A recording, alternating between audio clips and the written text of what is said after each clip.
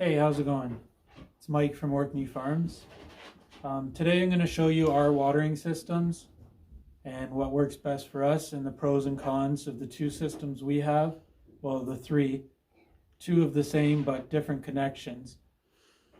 I'm going to start off by turning a valve off here. I've got these all over the upstairs barn, the breeder barn. So we'll turn that valve off so what we're working on over here doesn't leak water. This system here, water lines hooked up to T's, another piece of hose hooked up to what we call rabbit drinkers. The drinkers are held on to the cages with this clip. So you take the long side and you scoop it around the inside of the one piece of wire and back out. Your drinker goes on top of your wire, below your cage wire. This has to be pushed over. There's a little hook on the other side here. You pull up and that hooks into there. Hopefully holds pressure. These do come off and we lose quite a bit of them. Where they go, I don't know. Where they end up, I don't know. Also, that long one side should be up against on the outside of the wire right here where my finger is. Okay, that's all we have. Some of them, when we run out, we use a little piece of wire. But if you need to take it off, it's not as easy as unclipping this. And the reason we would need to take these off, we have two problems with this system, as efficient as it is. We get drinkers leaking from the hose here, drinkers not working, drinkers leaking from the nipple. So we'll move over here. Okay, so I have my extra drinker here.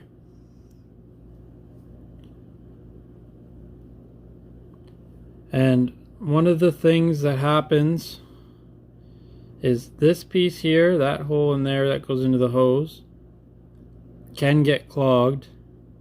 So that's one thing you can check for if your drinker's not working. The other thing that can happen is this orange seal that partially regulates pressure, I believe. These little holes here can easily get blocked with lime, iron, rust, rabbit hair, dirt, pretty much anything. So cleaning those holes out and giving this a brush, make sure that that's all working, is one of the things you can do, or one of the things that might be wrong with your drinker. The other thing is this pin that goes in here.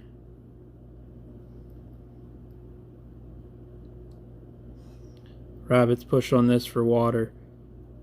So if this is dirty, it might do one of two things: leak or not express enough water or any water at all. There's also a seal in here, a gasket type thing, O-ring I guess. Very rarely we have to change these, but when all else fails, if this does not look in good shape or is missing completely, that needs to be replaced. If you can find that O-ring. I think the guy I get these drinkers off of does sell them, if I remember right. So if we put this all back together now, those problems should be fixed.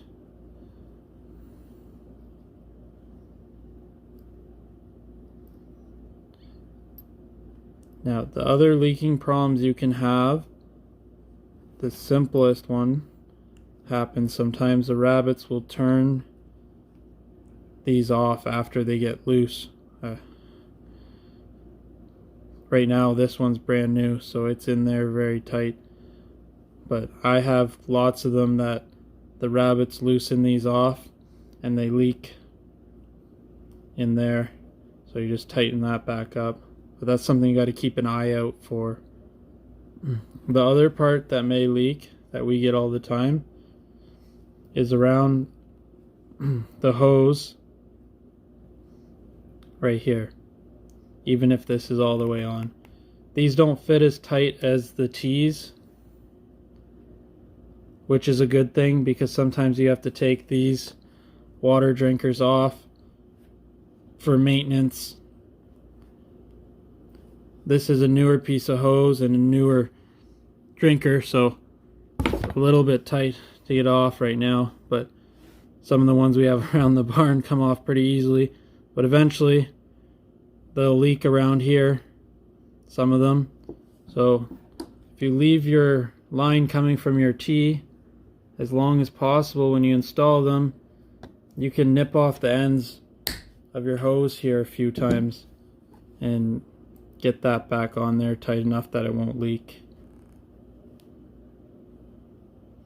And if you didn't see earlier in the video, a close-up of the clip that holds these drinkers on, there it is there.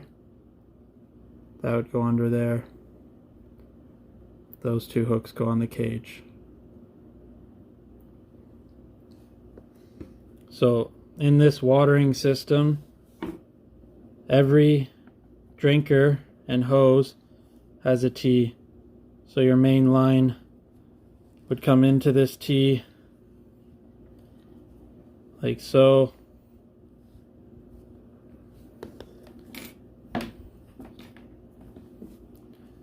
And your drinker would come down the bottom.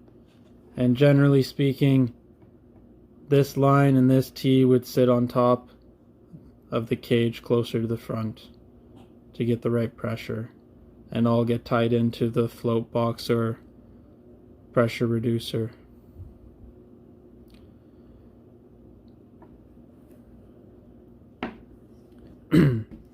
So I do have a clip from the other day where one of our drinkers got clogged up with iron. So I'm going to play that here in a few seconds, and then we'll get back to showing you the rest of the lines, and we'll go down to the fryer shed and show you what we do down there for water, because we don't have plumbing down there. So stay tuned so you can see that in case that helps you out. And don't forget to subscribe, like, and share our videos. We have some exciting things coming up in the spring, not only with the rabbits, but with the rest of the livestock we raise on pasture. And I'll play that clip now. Thanks. We have a drinker not working, so I can show you that. So I've got valves all around the barn here to turn the water off. And then we'll go over here to the cage that's not working.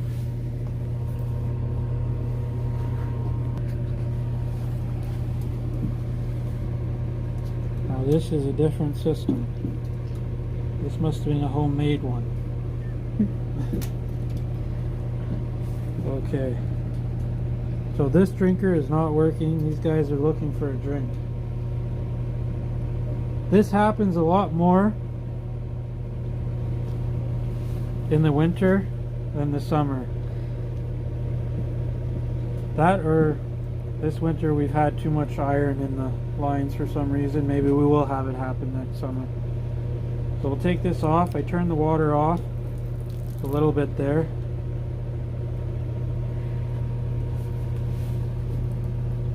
Check the hole there. It doesn't look like anything's in the hole. We'll unscrew this. And look at that there.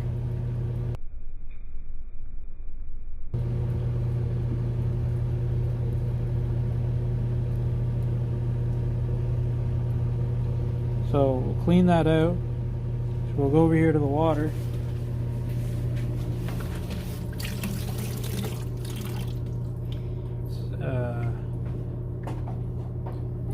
I don't know where our brush went, but normally we could take the brush and brush those little holes out. So that's clean. We'll take our pin out.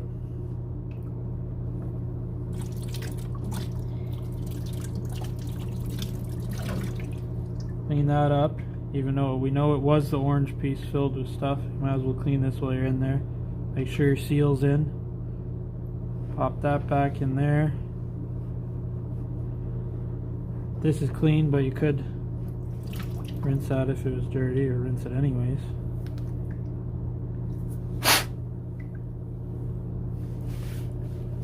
Screw that back on. And 9 out of 10 times, she'll be good to go again.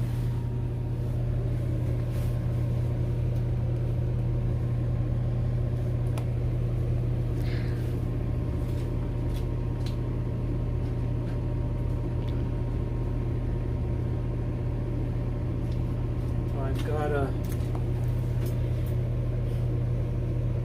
whatever you call that.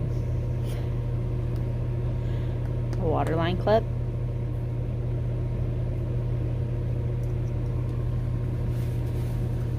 These girls are very thirsty. There you go.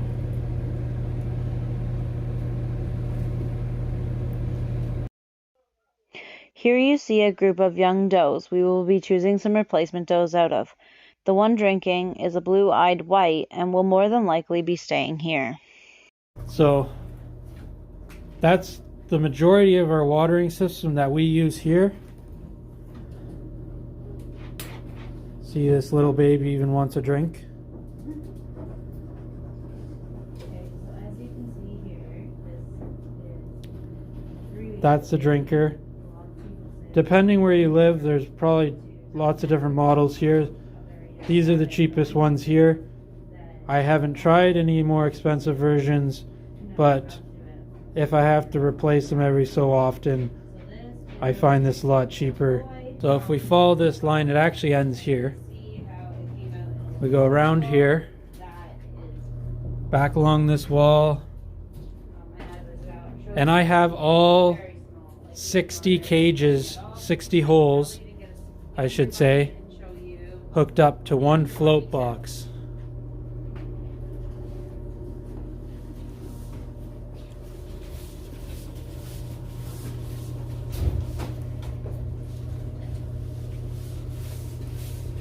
And this float box is hooked up to the plumbing in the barn.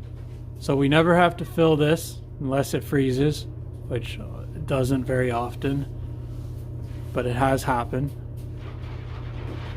The only other method of doing this, because you need a certain pressure in your lines for your drinkers or the water will run right through, is with a pressure regulator,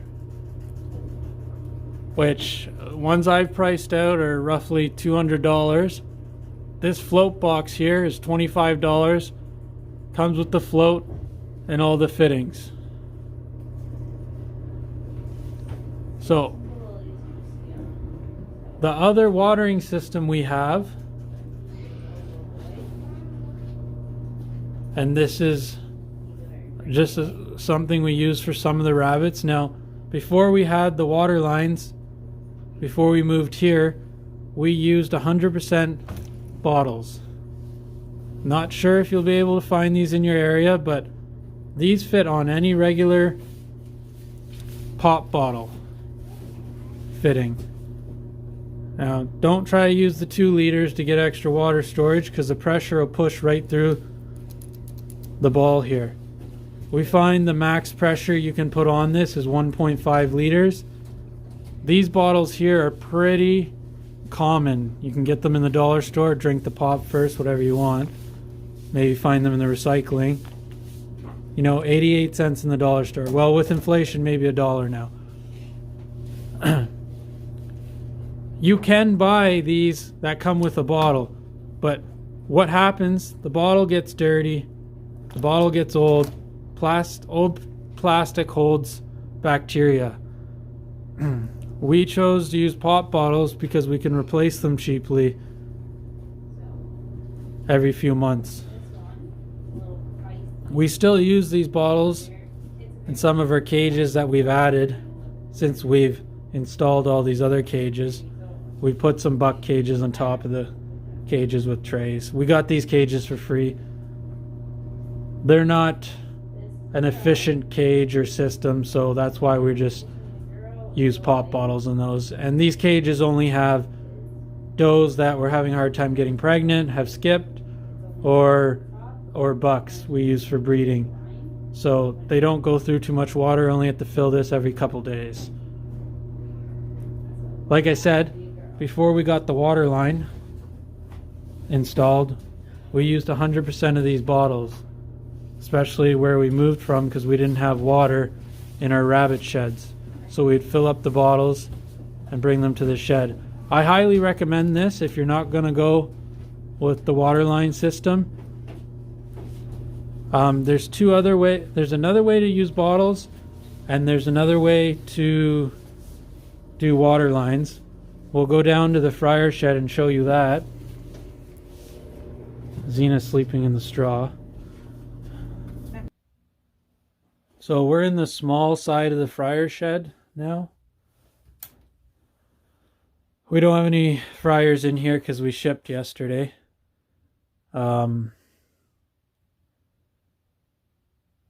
Hopefully we'll be moving some down soon. But we have to make sure we have enough to fill this room. The other side's full because we don't want it to freeze here. So we want to make sure there's enough to bring down. So over here, and these lines are frozen because we don't have rabbits in here to keep it warm. But also the drinkers down here. But the difference with the fryer shed is we don't have water in the plumbing, I should say, in the fryer shed. So what we have here is the lines hooked up to a tote.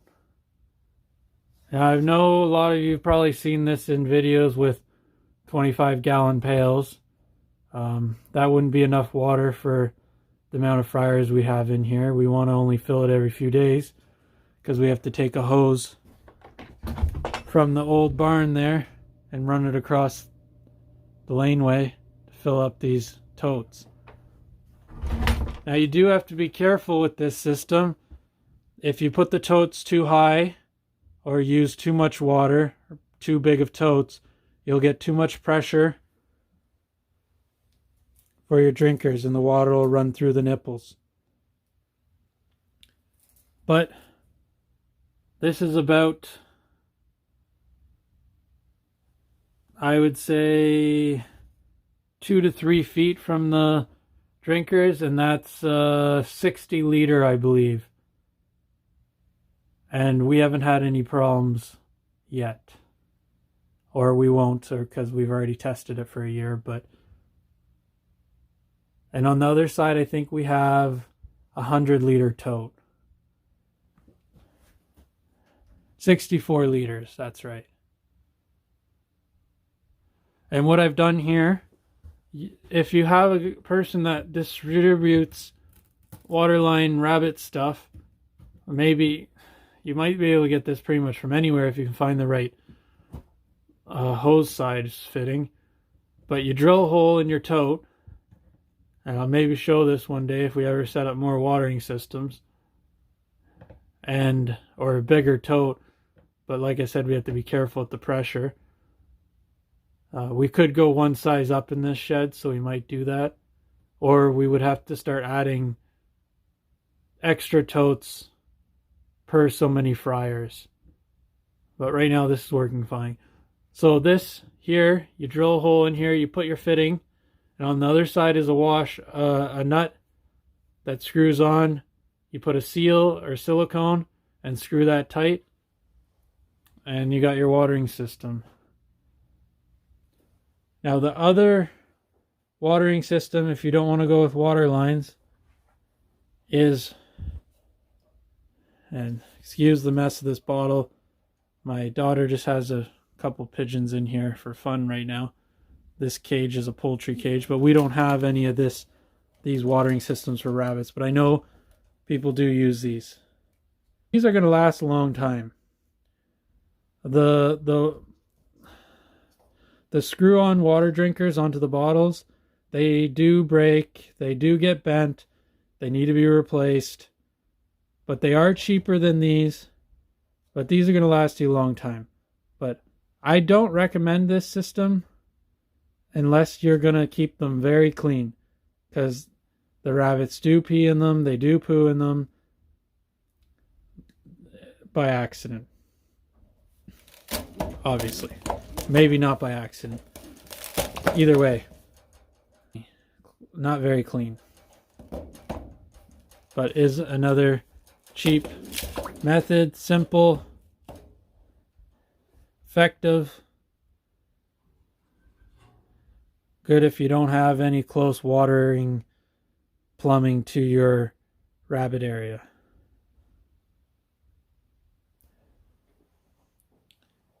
So we'll go over to the other shed and show you quickly. Basically the same idea, bigger tote.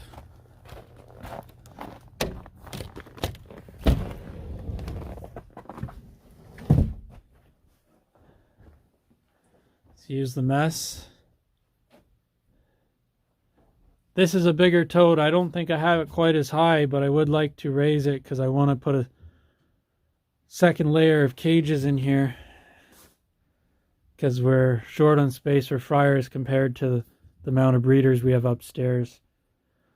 So hopefully if I raise this, it won't be too much pressure. Right now it's fine. The nice thing about this shed is it is a dirt floor. So if we do get a little bit of leakage from the water drinkers, it just soaks into the ground. Upstairs is a different situation. We get a little bit of a leak, and we got a flood because it's concrete floors.